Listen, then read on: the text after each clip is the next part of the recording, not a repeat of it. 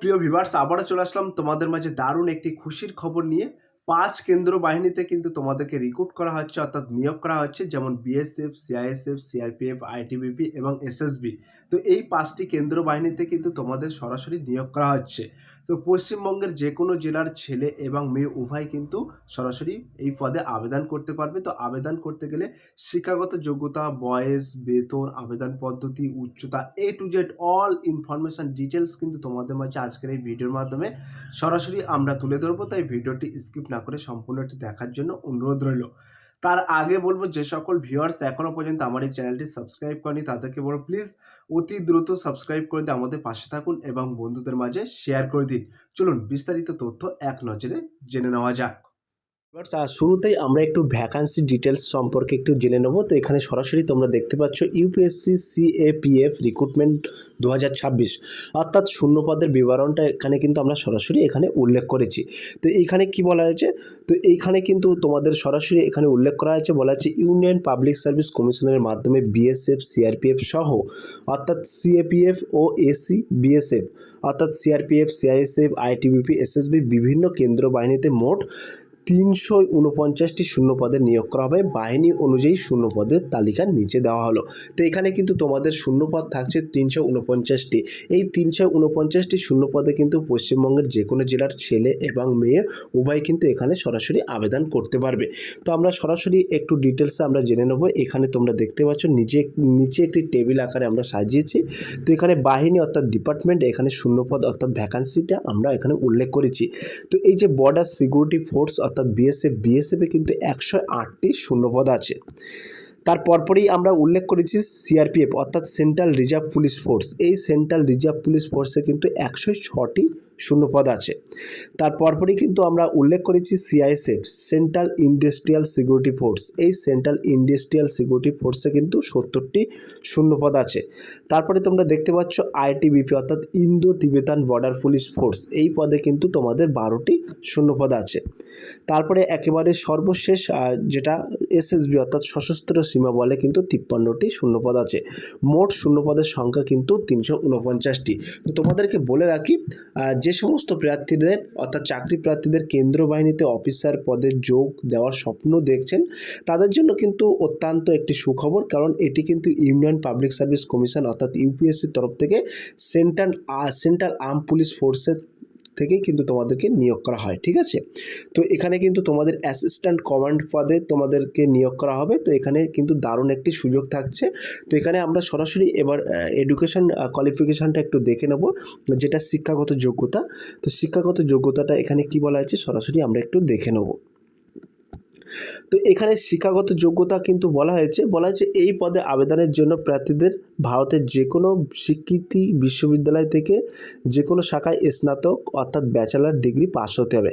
তো শিক্ষাগত যোগ্যতার পাশাপাশি আবেদনকারীদের নির্দিষ্ট শারীরিক ও মাপজোকের সক্ষমতা থাকা বাধ্যতামূলক। তো এখানে কিন্তু তোমাদেরকে বলা হয়েছে কোনো গভর্নমেন্ট অর্থাৎ সরকার দ্বারা শিক্ষিত প্রতিষ্ঠান থেকে যে কোনো শাখায় তুমি যদি গ্র্যাজুয়েশন পাস করে থাকো তাহলে কিন্তু সরাসরি তুমি এখানে আবেদন করতে পারবে, এবং এর পাশাপাশি কিন্তু তোমাদের শারীরিক মাপজোক ও সক্ষমতা থাকা বাধ্যতামূলক। এবার আমরা শারীরিক যোগ্যতাটা একটু দেখে নেব। তো এখানে শারীরিক যোগ্যতার মানদণ্ডটা কিন্তু আমরা এখানে সরাসরি উল্লেখ করেছি। তো তোমরা এখানে দেখতে পাচ্ছ বলা আছে অ্যাসিস্ট্যান্ট কমান্ড্যান্ট পদের জন্য প্রার্থীদের শারীরিক মাপজোক এবং সক্ষমতা যাচাই করা হবে। তো বৈশিষ্ট্য এখানে পুরুষ প্রার্থী এবং মহিলা প্রার্থীদের আমরা এখানে ডিভাইডেড করেছি। তো তোমাদের ন্যূনতম উচ্চতা অর্থাৎ পুরুষ প্রার্থীদের ক্ষেত্রে ন্যূনতম উচ্চতা কিন্তু 165 সেন্টিমিটার অর্থাৎ 165 সেন্টিমিটার যদি হয়ে থাকে তাহলে কিন্তু তুমি সরাসরি এখানে আবেদন করতে পারবে, এবং মহিলা প্রার্থীদের ক্ষেত্রে কিন্তু 157 সেন্টিমিটার অর্থাৎ 157 সেন্টিমিটার হয়ে থাকলে কিন্তু সরাসরি আবেদন করতে পারবে। এবং পুরুষ প্রার্থীদের ক্ষেত্রে কিন্তু বুকের ছাতি চাওয়া হয়েছে 81-86 অর্থাৎ তোমাদের নর্মালে 81 সেন্টিমিটার বুকের ছাতি দরকার এবং ফুলাতে হবে ফুলিয়ে 86 সেন্টিমিটার অর্থাৎ তোমাদের 5 সেন্টিমিটার এক্সপেনশন করতে হবে, অর্থাৎ 5 সেন্টিমিটার ফুলাতে হবে। মহিলাদের ক্ষেত্রে কোনো রকম প্রযোজ্য নেই। ক্লিয়ার? এবার আমরা সরাসরি শারীরিক সক্ষমতার পরীক্ষা অর্থাৎ পিইটি সংক্রান্ত তথ্যটা আমরা সরাসরি এখানে ডিটেলসে জেনে নেব। তো এখানে আমরা নিচে একটি টেবিল আকারে ছক আকারে তোমাদেরকে দেখিয়ে দিচ্ছি। এই লিস্টে অর্থাৎ এখানে আমরা ইভেন্ট উল্লেখ করেছি, পুরুষ অর্থাৎ মেল, মহিলা অর্থাৎ ফিমেল এবং সুযোগ অর্থাৎ চান্স। তো তোমাদের পুরুষ প্রার্থীদের ক্ষেত্রে 100 মিটার দৌড় থাকছে, নির্দিষ্ট সময় থাকছে 16 সেকেন্ড। মহিলাদের কিন্তু 100 মিটার দৌড় থাকছে, নির্দিষ্ট সময় থাকছে 18 সেকেন্ড। এটা কিন্তু একবারই অর্থাৎ একটাই চান্স, ঠিক আছে। তারপরে তোমরা দেখতে পাচ্ছ তারপরের স্টেপ কি উল্লেখ করা আছে। তারপরের স্টেপ কিন্তু তোমাদের পুরুষ প্রার্থীদের ক্ষেত্রে 800 মিটার দৌড় থাকছে, নির্দিষ্ট টাইমিং থাকছে 3 মিনিট 45 সেকেন্ড এবং মহিলা প্রার্থীদের ক্ষেত্রে 800 মিটার দৌড় থাকছে, নির্দিষ্ট টাইম থাকছে 4 মিনিট 45 সেকেন্ড।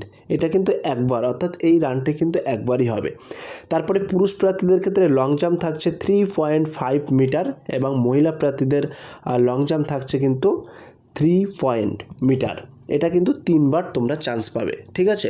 তো ফার্স্ট বারে যদি 3.5 মিটার তোমরা অতিক্রম করে দাও তাহলে কিন্তু সেকেন্ড বার বা থার্ড বার দেওয়া লাগবে না এবং মহিলাদের ক্ষেত্রেও সেম প্রযোজ্য, ঠিক আছে। 3 বার করে তোমরা চান্স পাবে। তারপরে শর্টপুট, এই শর্টপুটের ক্ষেত্রে কি বলা হয়েছে, তো এই শর্টপুটের ক্ষেত্রে তোমাদেরকে বলা হয়েছে 7.26 কেজি এই ওয়েটটা নিয়ে কিন্তু 4.5 মিটার তোমাদেরকে অতিক্রম করতে হবে। মহিলাদের ক্ষেত্রে কোনো প্রযোজ্য নেই, এটা কিন্তু 3 বার চান্স দেওয়া হবে, ঠিক আছে।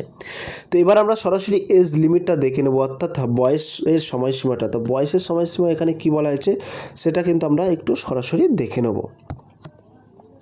তো এখানে তোমরা দেখতে পাচ্ছ মূলত বলা আছে ইউপিএসসি সিএপিএফ পরীক্ষার জন্য আবেদনকারীর বয়স ন্যূনতম 20 বছর থেকে সর্বোচ্চ 25 বছরের মধ্যে হতে হবে। বয়স হিসাব করতে হবে আগামী 1 আগস্ট 2026 তারিখ অনুযায়ী। তবে সংরক্ষিত শ্রেণী প্রার্থীরা সরকারি নিয়ম অনুযায়ী বা ইউপিএসসি নির্দেশিকা অনুযায়ী বয়সের ক্ষেত্রে নির্দিষ্ট ছাড় দেওয়া হবে। তো তোমাদেরকে বলে রাখি এখানে কিন্তু তোমাদের বয়স সীমা রাখা হয়েছে 20 থেকে বিটুইন 25 ইয়ার্স, অর্থাৎ 20 থেকে 25 বছরের মধ্যে যদি তোমাদের বয়স হয়ে থাকে তাহলে কিন্তু তোমরা সরাসরি আবেদন করতে পারবেন এবং এসসি এসটি ওবিসি এই সমস্ত প্রার্থীদের ক্ষেত্রে কিন্তু নির্দিষ্ট তোমাদেরকে বয়স সীমা ছাড় আছে, ঠিক আছে। এবার আমরা সরাসরি দেখে নেব নিয়োগ পদ্ধতি অর্থাৎ সিলেকশন প্রসেস। তো এই সিলেকশন প্রসেসটা কী আছে একটু সরাসরি দেখে নেব। তো এখানে তোমরা দেখতে পাচ্ছ রিক্রুটমেন্ট সিলেকশন প্রসেস। তো প্রথম ধাপেই এখানে মূলত তোমাদের কি বলা হয়েছে, তো এখানে বলা হয়েছে প্রার্থীদের মূলত 4টি ধাপে বাছাই করা হবে। প্রথম ধাপে লিখিত পরীক্ষা অর্থাৎ রিটেন এক্সাম হবে। তারপরে লিখিত পরীক্ষায় উত্তীর্ণ প্রার্থীদের পরে শারীরিক সক্ষমতা পরীক্ষা অর্থাৎ পিইটি বা ফিজিক্যালি এফিসিয়েন্সি টেস্টের জন্য ডাকা হবে। তো এখানে কিন্তু তোমাদের 4টি ধাপেই কিন্তু তোমাদেরকে রিক্রুট করা হবে অর্থাৎ সিলেকশন প্রসেসটা 4টি ধাপে থাকছে। প্রথমেই কিন্তু তোমাদের লিখিত পরীক্ষা অর্থাৎ রিটেন এক্সামিনেশন হবে। এই রিটেন এক্সামিনেশনে তুমি যদি উত্তীর্ণ হতে পারো তাহলে কিন্তু তোমাদের পিইটি পিএসটিতে ডাকা হবে।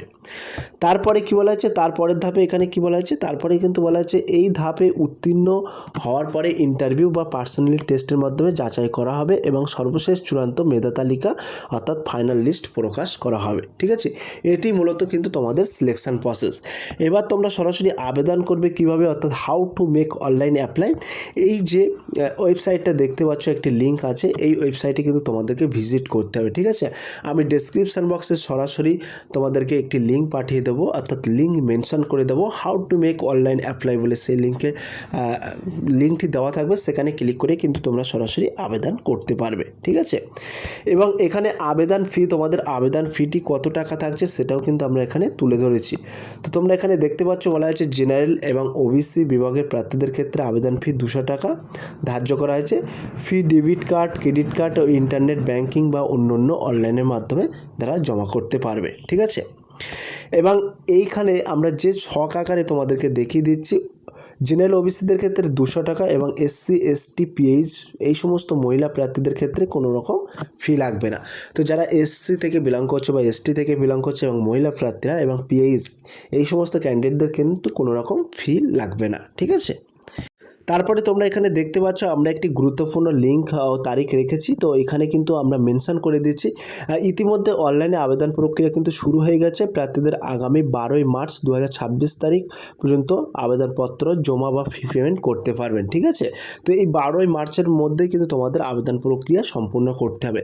এবং এখানে তোমরা দেখতে পাচ্ছ এখানে কিন্তু তোমাদের অ্যাসিস্ট্যান্ট কমান্ড্যান্ট পদে কিন্তু রিক্রুট করা হবে। তো এখানে লেখা আছে central arm police forces assistant commandants examination 2026। 2026 এবং বিষয় এবং বিস্তারিত লিঙ্ক কিন্তু আমরা এখানে সরাসরি তোমাদের মাঝে উল্লেখ করছি।